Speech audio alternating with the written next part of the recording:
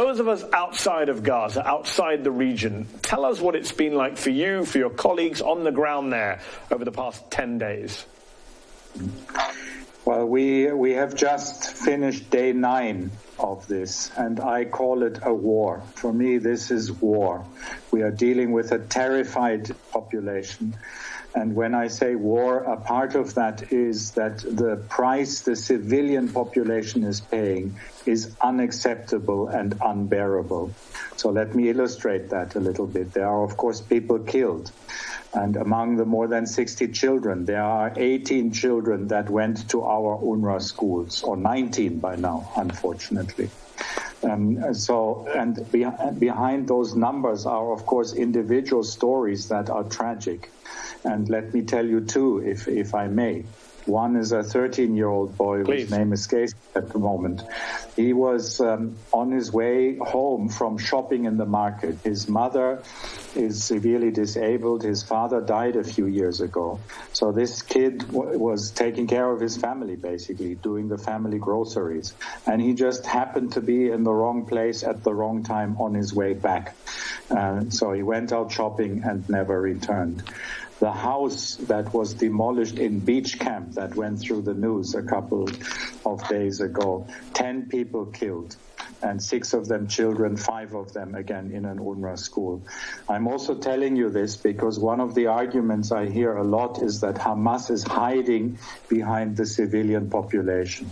I would venture that these 2 cases at least show that that's nonsense, that very often innocent civilians are struck by vicious retaliatory strikes. Yes. Israeli officials claim that the IDF bombardments were very precise. What's your impression regarding this? I'm not a military expert, but I would not dispute that. I also have the impression that there is a huge sophistication in the way the Israeli military struck over the last 11 days.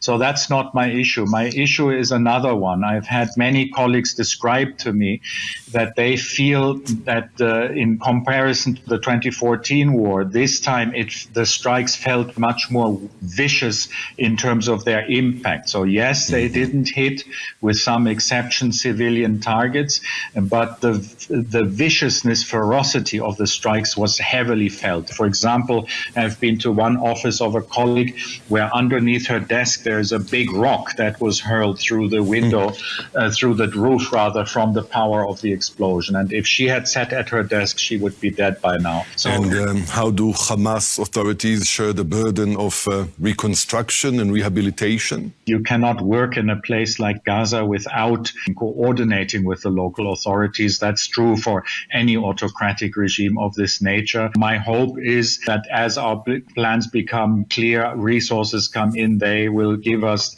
or allow us the humanitarian space we need to get our work done. Mr. Matthias Schmale, thank you for sharing this with us. Thank you for your interest.